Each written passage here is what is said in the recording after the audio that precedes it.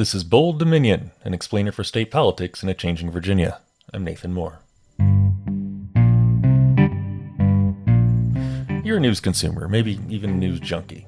When you read about political violence or terrorist attacks, they always seem remote. It's a thing that happens in other places, places you don't go to. Certainly not places where you play on the swings with your kid, where you go for walks and get ice cream. 4 years ago, those places in Charlottesville transformed into a battle scene during the Unite the Right rally, and I was there. I helped organize grassroots support teams that day for anti-racists and anti-fascists. Here in Charlottesville, the grassroots support teams, we held down McGuffey Park and Court Square Park throughout the day. We provided a safe place, medical care, food and water, and music, and we stayed in touch via walkie-talkies. Around 1:30 that afternoon, we were feeling cautious but somewhat optimistic. The Nazis and the fascists had largely been pushed out of downtown Charlottesville, and some of my friends were marching near the downtown mall with a big group of anti-racists. And then I heard my friend Liz's voice on my walkie-talkie, sobbing. A car just drove into the crowd. That moment and what followed are seared into my memory. 4 years later, this is still a moment we mark time by. It has shaped us as people, and it shaped the social and political landscape of Charlottesville and Virginia. And today on Bold Dominion, we're going to look at how the Unite the Right rally changed Virginia politics, from the removal of Confederate statues to the future of our democracy. Well, very concretely, literally concretely, Virginia has started to reckon with Confederate monuments and the many ways that lost cause mythology permeates how history is taught and remembered. The statues were a visible manifestation of a lot of systemic things that weren't as obvious, or at least weren't as obvious to folks in power, let's put it that way. The voices of Sally Hudson and Jalane Schmidt. Sally represents Charlottesville in the Virginia House of Delegates, and Jalane is a professor at the University of Virginia. They join us later in the show to talk about what has changed in Virginia and what hasn't changed yet. But we start off the show with Emily Gorcenski. She's a data scientist who tracks far-right groups, and she starts off the episode today talking about what the Unite the Right incident tells us about American politics. When we look back at what has happened in American politics over the past, say, 10 years, I think we will eventually recognize Charlottesville and Unite the Right as one of the more important events in American politics because it represented a turning point. It represented a turning point in our relationship with this idea that democracy is something that is participated in by people who are acting in good faith and by people who have the best interests of American ideals and the American people in their heart. And I think what happened in Charlottesville 4 years ago really took the shine off of that for a lot of people. I think a lot of people woke up and they said, wait a second, political violence is happening here at home, and it's happening in ways that I can't ignore it. It's happening in the same ways that we thought were distant history, the same sorts of imagery from Nazi Germany in the 1930s. And then we also saw, with the president's comments about very fine people on both sides, this breach in this sort of sacred decorum of, when bad things happen, we're supposed to unify as a people. We're supposed to say the right things on Monday Night Football, pregame shows, and all of those things, and that didn't happen. So I think that it represented this turning point where we can no longer rely on civility as a mediating factor in our politics. So I think that Charlottesville represented a turning point in a lot of ways, in things that were much, much bigger than what the actual event was about. You track the far right as a data scientist, one of the things you're best known for. The dark forces that we saw unleashed here in Charlottesville in August 2017, where are they today? Most of them have become totally marginalized in every way. Many of the groups that came and organized and marched no longer exist in any meaningful form. At the same time, other forces have grown in their wake. And there's a good argument to be had that the movement that came into Charlottesville was always a disposable movement that was really there just to achieve one kind of political goal. And what is that goal? And well, that goal was to sort of move the Overton window, the sort of the renorming American society to be more rightwards, right? And I think that they succeeded in that. Because now you have people like Newt Gingrich, a pretty mainstream Republican name, going on, Fox News and talking about great replacement theory, which is one of these white nationalist, deeply racist theories that actually inspired multiple mass shootings around the world. So these things have now become mainstream. And the movement that came to Charlottesville, they were useful fools. They were there to sort of set the boundaries of the new extreme, and then everything that we look at in the wake, we look at kind of compared to what was happening in Charlottesville. And we say, okay, well, it wasn't as bad as Charlottesville, so I guess it's okay. Right. They're not literally mowing people down with a car. This is just talk, right? And it's become, like you say, a mainstream part of Trumpism as the sort of dominating force in the Republican Party. I mean, right now there's a gubernatorial election happening in Virginia with Democrat Terry McAuliffe and then Glenn Youngkin, who on paper looks like he would have been one of these kind of old school country club Republicans, rich guy with a finance background. But this year on the campaign trail, he's speaking to this far right base, including these election conspiracy theories that have been promulgated since Trump's defeat last November. I mean, how much of that language and how much of that far right ideology is just part of the picture these days? I think it's very much just part of the picture because it traffics well. It's what gets clicks. It's what gets attention. It's what's driving the conversations in the after church dinners and in the, the Sundays in the golf course and at the Friday nights at the football games. Right. This is very much a part of the way that politics and media are being presented to people. And so what we see is a lot of Republicans latching on to Trumpism, even if they were not aligned politically with what Trump was doing. Politicians are going to ride the wave to power, and a lot of them are taking a gamble that Trumpism is not dead just because Donald Trump is no longer president.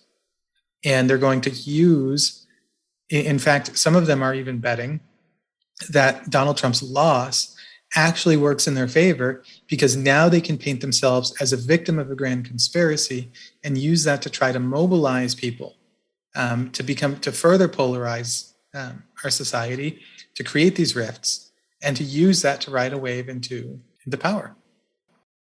Emily Gorcenski is a data scientist who tracks far-right groups, those who were involved with Unite the Right and others. And we turn now to Jalane Schmidt. Jalane's a professor at the University of Virginia, and for several years she's advocated for the removal of Charlottesville's Confederate statues, which finally came down this summer. To educate the public, Jalane co-led historical tours of Charlottesville's Confederate monuments and what they represented. I talked with her about the 2017 Unite the Right rally and what has happened in Virginia politics since. The pretext, I don't even want to say precipitating, but the pretext, for those folks who attacked our community was the attempt to take down a Confederate monument. You know what I mean? That is, the community had, made clear that this does not comport with our values. We need to move, we need to move that thing out of here. And, so we were attacked because we tried to change. We didn't want these symbols of white supremacy. And so then, a couple of years later, I guess, November 2019, the Democrats take over both houses of the General Assembly and, of course, already had the governorship. And so a lot of us, I didn't have a Thanksgiving, a Christmas, or a New Year's, and some other people too. We worked really hard in the 8 weeks between 2019 election and the January 8 opening of the General Assembly in 2020, we worked really hard to get a statewide network together. It was, Monumental Justice Virginia Coalition, to lobby the state legislature, the General Assembly, to get that law changed about war memorials, and I remember saying to Kay Corey, I said, this is not theoretical for us. This is not an abstraction. There was literally blood spilled on our streets. People were killed. We need this. And so we really used the full force of our moral pressure. Sally Hudson really stepped up, and wonderful allies in the Virginia Legislative Black Caucus, who are also, pushing this through. So it took a lot of work, in 2020 to get that bill passed.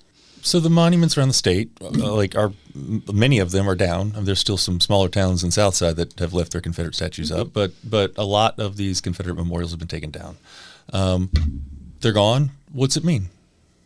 It means that at least with our visible emblems in our public spaces, that we do not recognize these symbols as representative of our community and the sorts of values that we want to celebrate. We didn't remove history; we changed who we commemorated. We said this is not worthy of honor in our most visible public spaces. We're not going to forget these people. They're in the history books. We're going to teach about them, but we're going to reframe them within a liberatory narrative that privileges democratic principles and democratic struggles. It's not a small thing, it's Virginia saying, we're not just the capital of the Confederacy. That was, something that, is, happened in the past. It's definitely, part of our history, but this is, we're more than that. There's lots of residents here, of citizens here that are, struggling for a new future. The bold dominion, if you will, and it's fun. In the Monumental Justice Virginia campaign, we talked about a new dominion, instead of the old dominion. It's like, what would it be? What would it look like to face forward? Bold dominion. You're just playing to the studio audience here. That's right. You and I have talked a number of times before, though, and about how, it was very partially about the statues, the Unite the Right rally and all the issues around it. But I remember you using this phrase at the time, back in 2017, that this moment in Charlottesville kind of lanced the boil of a lot of things that had been papered over before. What are those things? Where are we with some of those? Yeah, well, it was never just about the statues. The statues symbolized a lot of things that the statues were a visible manifestation of a lot of systemic things that weren't as obvious, or at least weren't as obvious to folks in power, let's put it that way. Kind of looking at how white supremacy is institutionalized, how it's built into the systems, that operate in our lives. I think it brought a magnifying glass on that and an opportunity. But there's a lot of systemic stuff that's still going on that we did not get victories on, such as trying to end qualified immunity for the police. And, here in Virginia, we've got a case, of young Marcus David Peters, in Richmond, a black man who was having a, mental health episode. And, and instead of coming with a de-escalation strategy, especially when it comes to black folks, the police just arrive, guns blazing, and he's dead. In Charlottesville, we got the case of Xavier Hill, who was killed by the Virginia State Police, and we still don't have the body cam pictures of that. In terms of addressing systemic problems, why is there still qualified immunity for the police here in the Commonwealth of Virginia? That we did not notch a win on that. Activists did not. Explain what qualified immunity means for anybody who might not be familiar with the term. Well, that police aren't held accountable for actual crimes that they're committing in the course of their employment, in the course of carrying out their job. So here in the Commonwealth of Virginia, there was a push by activists to end qualified immunity for the police, and this bill got quashed, at the General Assembly. So we've notched a win, for kind of the most obvious kind of visible symbols, statues, and getting them taken away. But there's some, pernicious systemic problems that have yet to be, really fully addressed. What are you doing next? I mean, you've got all this time now. You're not leading monuments tours anymore.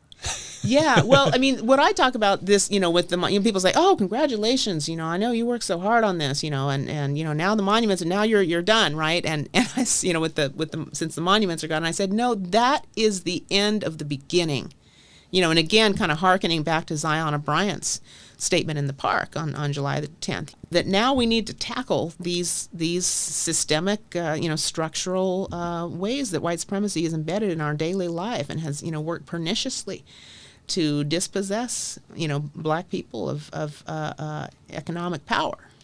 I'm the director of the Memory Project at the University of Virginia's Democracy Initiative. And what I'm doing there is to look at the Blue Ribbon Commission's final report from 2016 that was submitted to the City Council. And, the statue's recommendations in that report kind of got the most airtime because, of course, we had a lawsuit and then we had, people attacking us and, in a court case that went all the way to the Virginia Supreme Court. So that got all the attention. But there was actually a cluster of recommendations that were made in that Blue Ribbon Commission final report, And so what I'm trying to do is kind of chip away at that. Another, part of the Blue Ribbon Commission that recommendation that was made was we need more teaching in our public schools about local African American history, about infusing that. And I'm happy to say that at the state level, here's a victory, I would say. At the state level is due again to the hard work of the Virginia Legislative Black Caucus. We now have a statewide law that in order to get a high school degree from a public high school in the Commonwealth of Virginia, you must take an African American history class.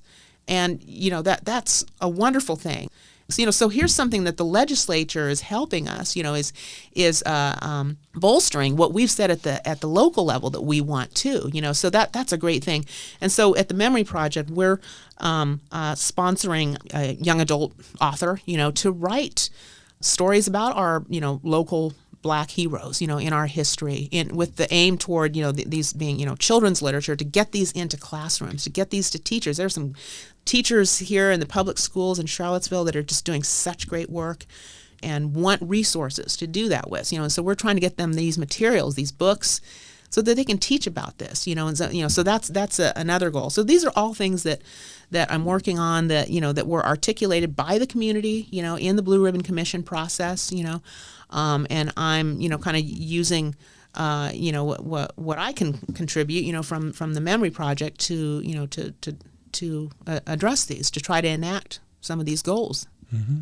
That's great. And, I'm reminded, it's like, it takes stories to develop a new common sense. It takes stories to develop a new vision, for how our society can be. Absolutely. Yeah, right. I mean, those statues were telling us one story, but they were lying to us, They were lying to us, saying these Confederate figures were heroes, when we know that half the population here was enslaved, did not see them as heroes. It was an attempt to suppress a certain history. And so those statues were telling us a certain narrative. We've taken those statues away.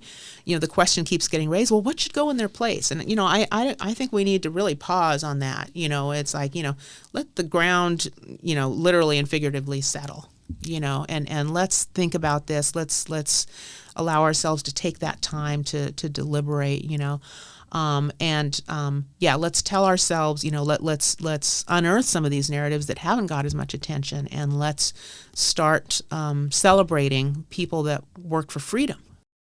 Jalane Schmidt is an activist and a professor at the University of Virginia.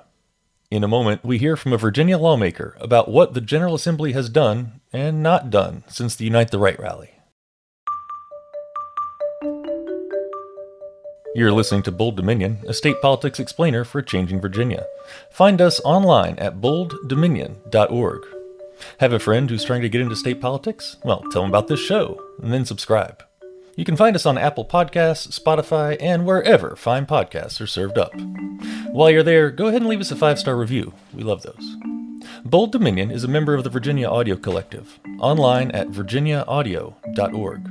You can check out all the podcasts from the collective, from science to history to music to community affairs. We amplify the voices of people in our community and help them tell stories that matter. You can listen and subscribe at virginiaaudio.org.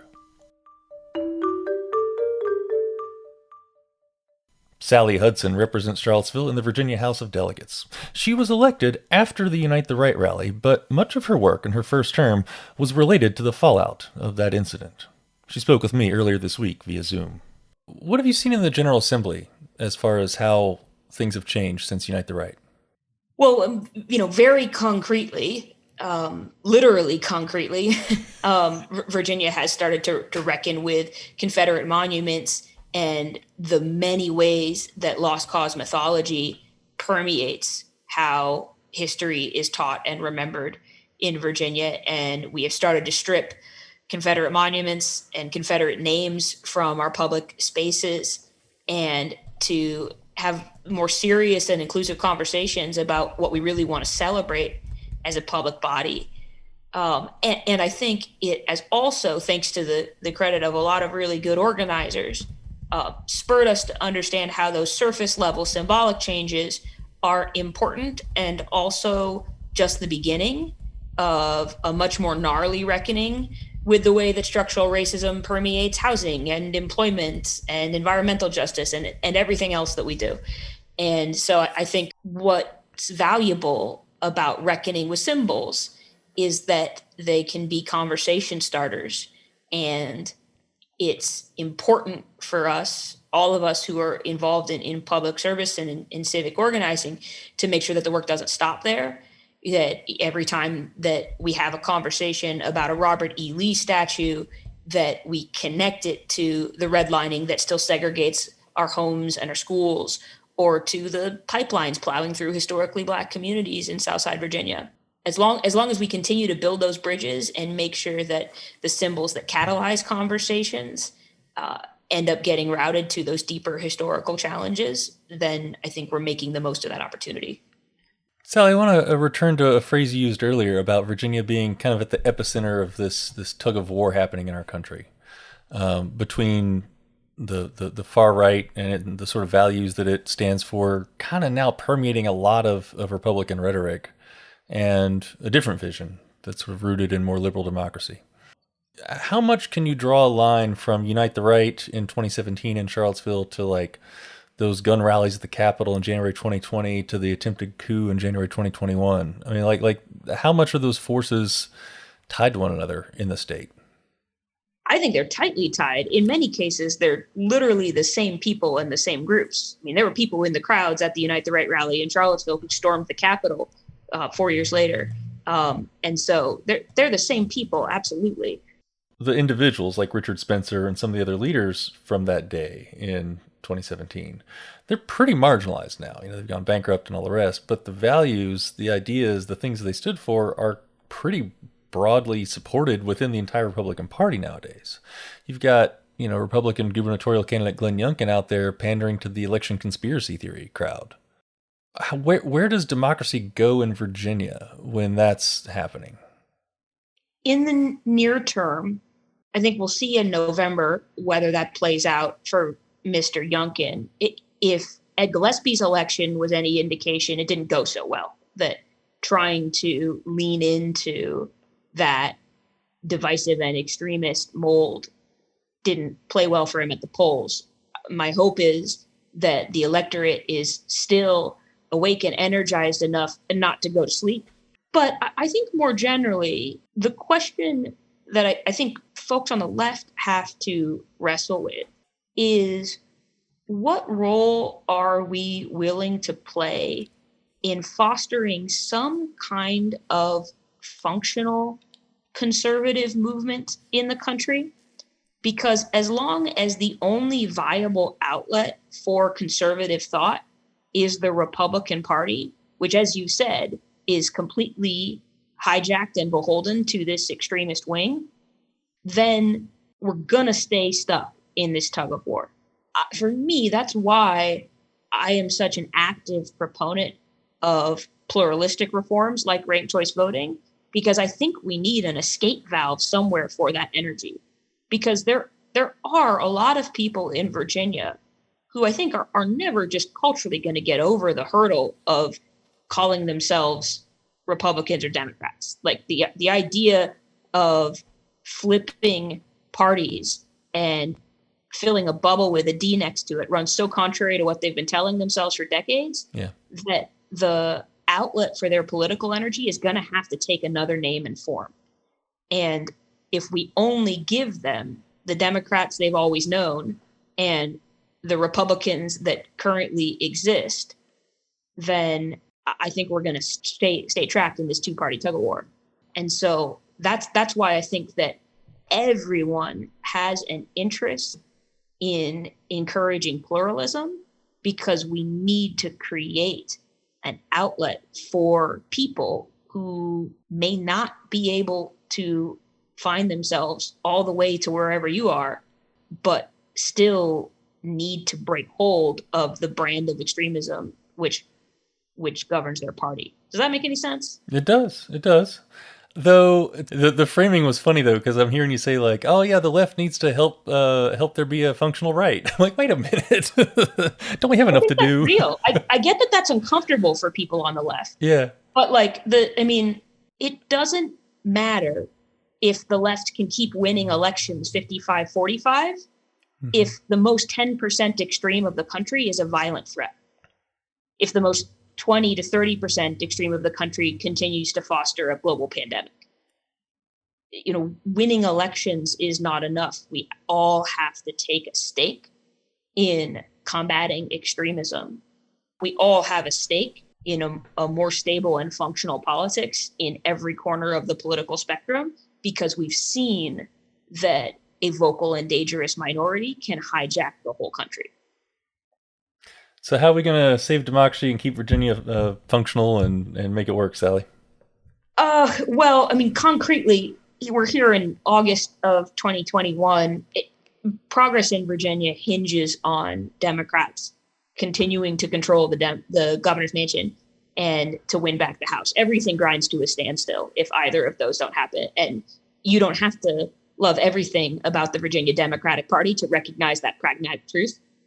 And then if we do manage to hang on to the governor's mansion and hold the House, then Democrats have to hold our own feet to the fire and continue to make progress on good governance issues, because otherwise we will undermine the trust that the electorate has put in us. I think voters should have us on a short leash and say, you've talked a lot about being the more inclusive and responsive party. And I think we've earned the right to go back and keep up that work. But the next round of work that I think we should earn the right to do has to really dig into some of those deeper thorny issues, like corporate accountability, like campaign finance reform, like workers' rights, that empower people, not just with fundamental civil rights, but with the economic rights that allow them to really flourish. I think we got a lot of good work done in our first 2 years, but if we want to continue to keep earning the right to do the work, those are the next steps. Sally Hudson is a member of the Virginia House of Delegates who represents Charlottesville.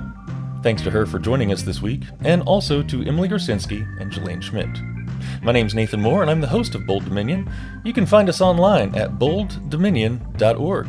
And don't forget to subscribe. It's just a click away.